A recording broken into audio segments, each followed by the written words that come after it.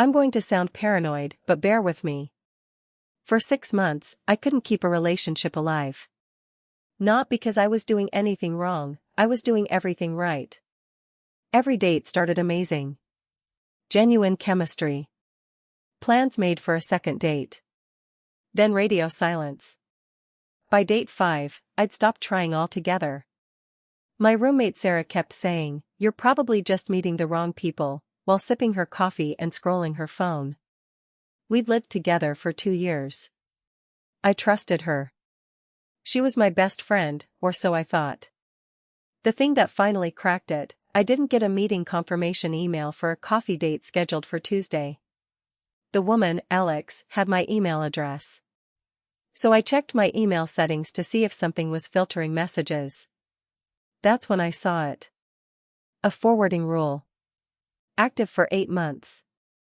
Every email from dating apps was being forwarded to a second email address I didn't recognize. When I traced it, the recovery phone number was Sarah's. But here's what made my stomach drop. I scrolled through the forwarded messages, and there were hundreds of them. Not just forwards, replied to messages.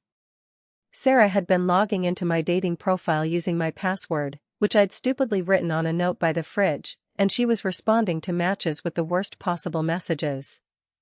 Negging. Being hostile. Pretending I was only interested in casual hookups when I was looking for something real. One message to a woman who seemed perfect, "Nah, you're not really my type."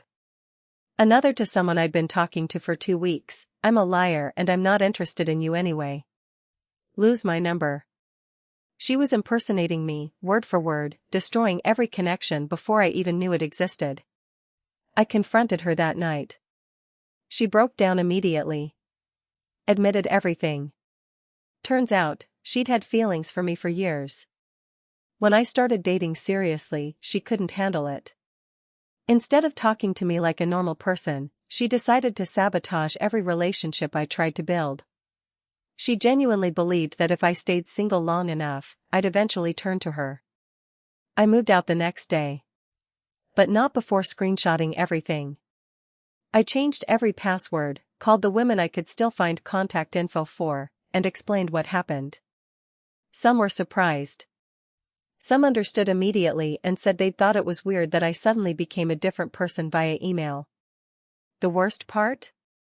Sarah never apologized for the betrayal itself, only that she got caught.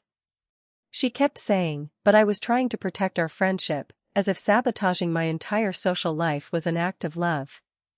That was 2 years ago. I haven't talked to her since. But I still check my email forwarding settings obsessively.